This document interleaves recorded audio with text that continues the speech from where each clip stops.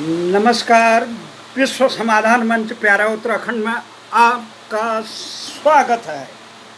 आज का सबसे बड़ा सवाल है, कैसे रुकेगा उत्तराखंड से पलायन।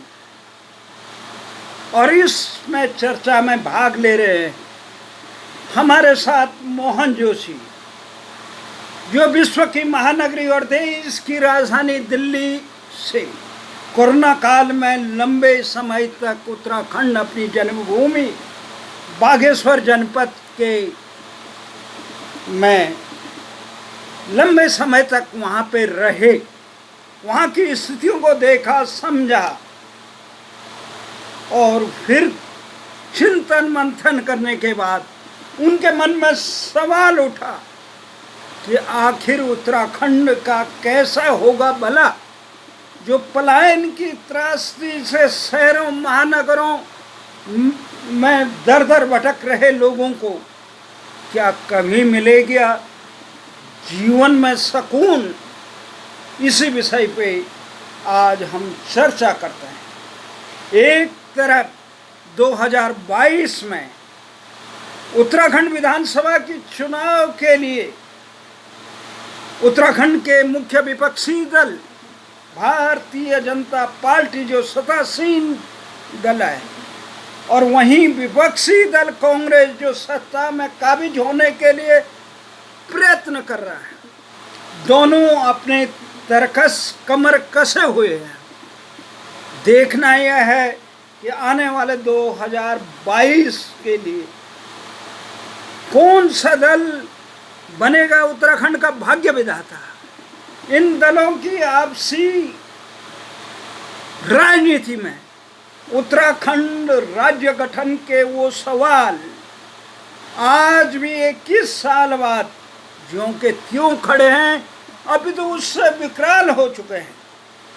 तो मोहन जोशी जी, आपको क्या लगता है कि उत्तराखंड में पलायन की मुख्य समस्या क्या है? नमस्कार रावत जी, प्यारा उत्तराखंड चैनल का मैं धन्यवाद करता हूँ। प्यारा उत्तराखंड चैनल हमेशा हर समय उसने जो है पहाड़ के ज्वलंत मुद्दों को उठाया है, हर समय वो रखा है, चाहे वो कैसे भी मुद्दे थे उनका वो किया है। आज भी पलायन के उसमें अब ये चल रहे हैं। इस बार कोरोना काल में 4-5 महीने मुझे भी घर गांव जाने का अवसर मिला। यहाँ पर जो वो होगी लॉकडाउन लग गया था, लॉकडाउन की वजह से वहाँ होली पे घर गया था, तो यहाँ लॉकडाउन था तो आ नहीं सका, फिर घर ही रह गए। मैं बागेश्वर जनपद के गरुड़ ब्लॉक के अमशरी गांव का रहने वाला हूँ। तो वहाँ पे इन 4 महीने जो मैं रहा, 4 महीने में मैंने देखा कि हम लोगों ने 1904 जब से यहाँ उत्तराखंड आंदोलन चलता था, उत्तराखंड आंदोलन में भी हमने हिस्सा लिया और एक अलग उत्तराखंड की मतलब परिकल्पना हर लोगों ने की। हर लोगों ने चाहा कि हमारा एक उत्तराखंड बनेगा, उत्तराखंड बनना चाहिए। लेकिन आज 20-21 साल बनने के बाद भी अब हमारे दिमाग में एक ही सवाल है, उत्तराखंड अलग होके हमें मिला क्या? हमें मिला क्या ना?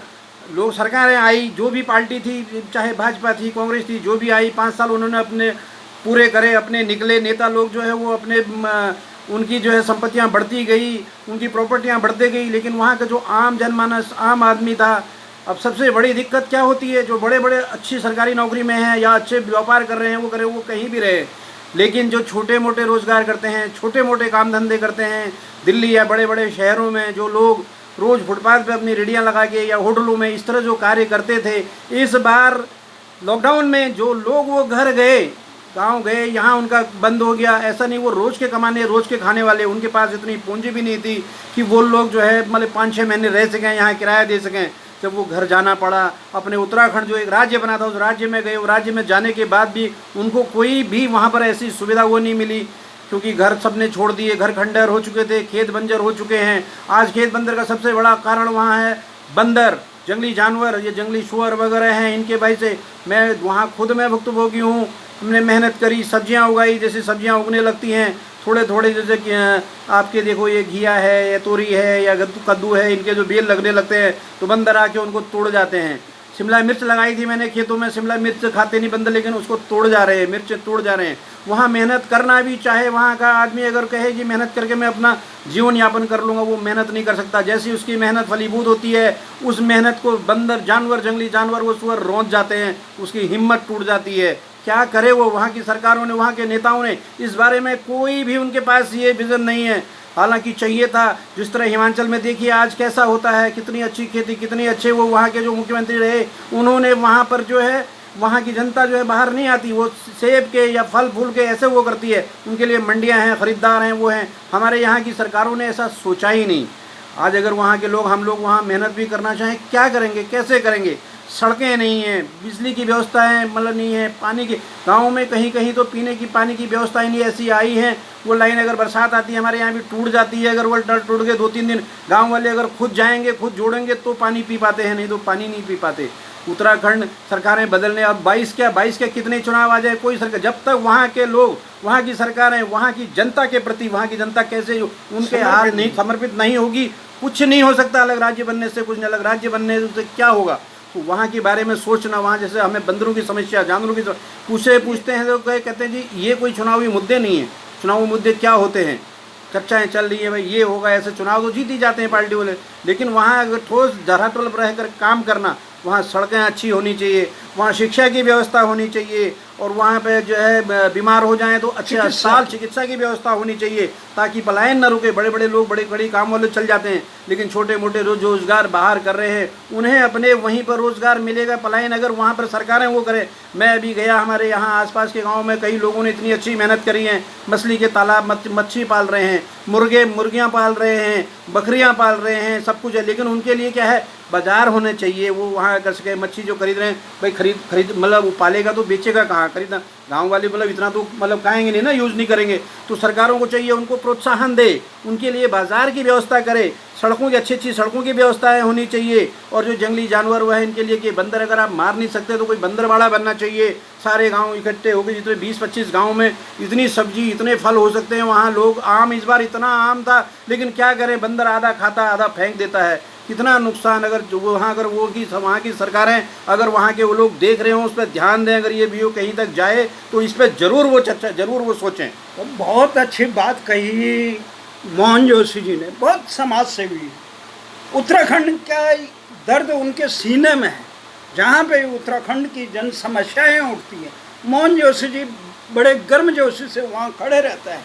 ये केवल मोहन जोशी जी की समस्या नहीं, इस तालाबंदी में, कोरोना महामारी की तालाबंदी में लाखों लाख युवा जो पेट के पलायन के लिए, सबसे बड़ी त्रासदी पेट के पलायन, 2 रोटी के पलायन, शिक्षा का पलायन, चिकित्सा का पलायन, बेहतर जीवन का पलायन, रोजगार का पलायन, इसके लिए जो लोग अपने गांव छोड़ देते हैं, चाहे वो हल्द्वानी बसे, नैनीताल बसे, रामनगर बसे, पलायन केवल दिल्ली या देहरादून या लखनऊ या विदेश आने वालों का नहीं है, पलायन उनका भी है जिन्होंने अपना गांव छोड़ दिया। देखने में ये आ रहा है कि लोग प्रधान बनते हैं, उसके बाद ही गांव छोड़ देते हैं। सिपाही लड़के की शादी होती है, वो अपने बच्चों को कस्बों में रख देता है पढ़ने के लिए। बच्चे हुए नहीं और पढ़ने के लिए उनकी धर्मपत्नियां शहरों में रहती। गांव खेत खलिहान छोड़ दिए। एक तो सरकार ने जो इस प्रकार का निःशुल्क राशन वितरण का कार्य किया है, इससे लोगों की कर्मशीलता खत्म हो चुकी है। और जो जोशी जी बता रहे थे कि दवाई नहीं है, अधिकांश जिला मुख्यालयों में, चिकित्सालयों में वो नहीं है, मशीनें नहीं है। आवाज उठती है उत्तराखंड में। सरकारें न चिकित्सा का समाधान कर पाई, न शिक्षा का समाधान कर पाई, न जंगली जानवर, जो अभी जोशी जी बता रहे हैं कि जंगली जानवर जो वहाँ की फसलों को, खेत खलिहानों को, घरों में घुसकर वहाँ तबाही मचा रहे हैं, लोगों को कृषि को से दूर रहने के लिए विवश कर रहे हैं। इसका मूल कारण जब देखा कि उत्तराखंड की सरकारों की उदासीनता, 2005 के आसपास दिल्ली, मध्य प्रदेश आदि क्षेत्रों के बंदर और अन्य जंगली जानवर यहाँ से छोड़ दिए गए। जो जंगली जानवर न कुत्तों से डरते थे न इंसानों से डरते थे, क्योंकि शहरों के वो पशु थे वो डरते नहीं थे। उत्तराखंड सरकार ने उस समय भी विरोध नहीं किया, उसके बाद भी समाधान निकालने का वहाँ के जंगली हिंसक पशु गाँवों के क्षेत्रों में आकर, खेत खलिहानों में, वहाँ के महिलाओं, युवाओं और बुजुर्गों को उन पे आक्रमण कर देते हैं, मार जाते हैं। उसके लिए बंदरों कोई का तो नीति ऐसा नहीं आतंक बनाई है, है। वो बच्चे लोग अगर कोई थैला लेके जा रहे होते हैं सब्जी वब्जी, वही छीन झपट लेते हैं। तो इन सब समस्याओं का समाधान है। जैसे जोशी जी ने बताया, हिमाचल में परमार से लेकर वीरभद्र ने 17-18 साल परमार ने और 21-22 साल वीरभद्र ने इस प्रकार से शासन चलाया कि हिमाचल के लोगों को, जो पहले यहाँ दिल्ली की मंडियों में पल्लेदारी का काम करते थे, उनके अपने गांव से पेट के पलायन के भटकते, वो लोग आज करोड़पति हो गए हैं। वहाँ पे फल उद्यान से लेकर अन्य कृषि उद्यानों को इस प्रकार से बढ़ावा दिया तो वो करोड़पति होंगे। उनका वो जीवन, वहाँ के अधिकांश नेता उत्तराखंड के नेताओं और सांसदों या विधायकों की तरह दिल्ली या देहरादून में नहीं रहते हैं, वो अपने क्षेत्रों में रहते हैं। वहाँ की जन समस्या वो ये इसका मुख्य कारण है। इसी कारणों को देखते हुए उत्तराखंड राज्य गठन आंदोलन से पहले ही उत्तराखंड के चिंतकों ने इस बात का ध्यान दिया था कि जब तक राजधानी गैरसैंण में नहीं बनेगी तब तक इस समस्या का समाधान नहीं हो सकता है। क्योंकि दूरस्थ क्षेत्र के लोगों को रोड से लेकर चिकित्सा से लेकर शिक्षा से लेकर रोजगार के बेहतरी, क्योंकि लखनऊ में जब उत्तर प्रदेश के साथ थे तो उत्तराखंड में जो आता था उसे पनिशमेंट पोस्टिंग कहते थे, पर वो उत्तराखंड को दंड का भागी समय, वो वहाँ में काम नहीं करता, वो केवल माल समेटने का काम करता। आज भी अधिकारी यही हो गए, वो अपने किसी भी ढंग से तबादला, बीमारी के नाम पे अन्य सिफारिशें दे के, घूस दे के देहरादून और मैदानी क्षेत्रों में इस करना चाहता है, अपने बच्चों को वहाँ पढ़ना चाहता है। लेकिन उत्तराखंड जिन लोगों ने राज्य मांगा उसके लिए कोई सोच नहीं है। जब तक गैरसैंण राजधानी हो तब तक उनके नौकरशाह और नेताओं की मानसिकता देहरादून की तरह ही लखनऊ मानसिकता रहेगी। वो उत्तराखंड के प्रति उनका कोई, इस समय त्रिवेंद्र रावत जो पूर्व मुख्यमंत्री थे, मुख्यमंत्री काल में वो क्षेत्र में नहीं गए, उन्होंने इतनी धृष्टता की कि गैरसैंण को ग्रीष्मकालीन राजधानी, कोई मांग नहीं रहा था ग्रीष्मकालीन, पूर्णकालीन राजधानी के बाबा मोहन उत्तराखंड से लेकर देव सिंह नेगी ने यहाँ शहादत दी। लोगों ने प्रधानमंत्री कार्यालय से लेकर देहरादून से लेकर गैरसैंण में निरंतर आंदोलन किया, परंतु वहाँ के दिशाहीन सरकारों ने, चाहे 2000 के बाद आज तक, चाहे कांग्रेस की रही, भारतीय जनता पार्टी की, उनको उत्तराखंड से कोई लेना देना। उन्हें अपने आकाओं, अपनी तिजोरियाँ, अपने परिवारों का, अपने प्यादों को के हितों का वो चिंतन करना होता है। इसलिए उत्तराखंड की बदहाली हो रही है। आज मोहन जोशी जैसे जो सामाजिक चेतना के लोग हैं, जो सामाजिक, भले ही वो राजनीतिक पार्टियों से जुड़े हैं, पर लेकिन उनका दर्द है कि आम जनता किस प्रकार से व्यथित और परेशान है। तो उत्तराखंड अगर कल बचेगा तो इसीलिए आजकल युवा कह रहे हैं कि भू कानून बड़ी जोर से उठ रहा है। भू कानून इसलिए उठ रहा है, नहीं तो करेंगे लोग क्या? नहीं रह रहे हैं, तो इसके लिए सरकार ने, जब हम खेत खलिहान करते हैं तो हमारे जो दूर दराज के खेत होते हैं उन पर बाढ़ करते हैं। तो ये बाढ़ होती थी। ये हिमाचल के मुख्यमंत्री वीरभद्र ने उत्तराखंड के मुख्यमंत्रियों को बोला था कि भू कानून बनाइए। आप सुनिए, भू कानून जरूरी है, भू कानून अगर वहाँ भूमि बचेगी ना, भूमि जो जोतने वाले, भूमि काम करने वाले बचेंगे तो भू कानून बनेगा।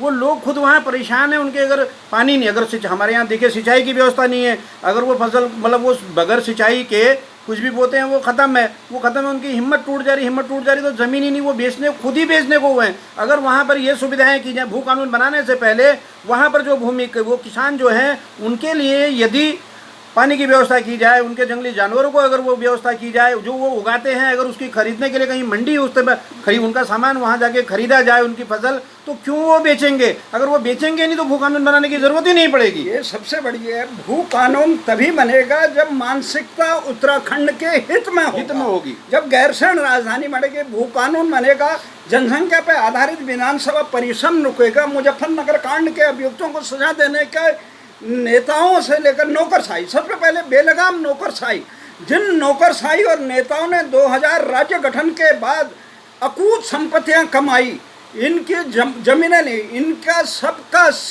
विशेष सीबीआई जांच होनी चाहिए, इनकी जो अवैध संपत्ति है उसे जब्त करना चाहिए। और जो इसके साथ ही जो पूरे देश से इस प्रकार के सत्ता की बंदर बांट करने वाले दलाल राजनीति के सेवा कर्म एनजीओ के नाम पे, पत्रकारों के नाम पे, अन्य नाम से उत्तराखंड में घुस रहे हैं। और जो घुसपैठिए, जिस प्रकार के घुसपैठिए, ये चाहे रोहिंग्या हो या बांग्लादेशी हो या अन्य घुसपैठिए, जो वहाँ पे फेरी और अन्य नाम पे घुस रहे, उन पे अंकुश लगाना चाहिए। किसी भी प्रकार से उत्तराखंड में कोई आदमी, सब पर्वतीय क्षेत्रों में बसे हुए हैं, कोई भूमिहीन नहीं है। इस प्रकार के बाहर से जाने वाले घुसपैठियों को भूमि का आवंटन किसी भी हालत में कोई भी सरकारें अपने वोट बनाने के नाम पे न करे और उत्तराखंड की संस्कृति से खिलवाड़ न करें। इसलिए आज सबसे यही है चिंतन, जब उत्तराखंड के नेताओं और हुक्मरानों केवल 5 साल तक कौन उत्तराखंड के विकास के बजट को लूटे, इसके लिए चुनाव कराने की जरूरत नहीं। चुनाव इसलिए होना चाहिए उत्तराखंड की बदहाली कैसे दूर हो, उसका विकास उत्तराखंड की वो जन आकांक्षाएं कैसे साकार हो, जिसके लिए राज्य का गठन किया। सबसे कई लोगों ने अपने प्राण दिए, आंदोलनकारियों ने इसलिए दिए स्वाभिमान की रक्षा के लिए, और ये जो पेट का पलायन के लिए दर दर भटकना, पलायन केवल दिल्ली क्या फायदा है या अन्य बाहर महानगरों में जाने का नहीं, पलायन है अपने गांव से बाहर निकलने वाले, चाहे वो जनपदीय कस्बों में रहे, देहरादून में रहे, हल्द्वानी में रहे, नैनीताल में रहे, सब पलायन वाले। इसलिए इस प्रवृत्ति को रोकने के लिए उत्तराखंडियों को सारा जो राजधानी गैरसैंण पर लगाना चाहिए। अगर राजधानी गैरसैंण होगी, जो पहले कार्यकलाप था कि जो सारे सड़क मार्ग द्वारा उत्तराखंड के दूरस्थ जनपदों को जोड़ा जाए और वहाँ पे अच्छी शिक्षा होगी, बेहतर रोजगार बनेगा, शासन प्रशासन होगा, तो लोगों के अवसर बढ़ेंगे और जो महानगरों की ये प्रदूषण युक्त जीवन है उससे लोगों को उभरेगा। आने वाले समय में उत्तराखंडियों को उत्तराखंड जैसे दिव्य भूमि और साफ सुथरी भूमि, जहाँ का ऑक्सीजन विदेशों में बिक रहा है, ऐसे स्वच्छ भूमि मिलने के लिए नहीं है। इसलिए सभी से निवेदन है कि गैरसैंण राजधानी पर विशेष जोर दीजिए, तभी उत्तराखंड की वर्तमान दिशा और दशा सुधर सकती है। जय हिंद।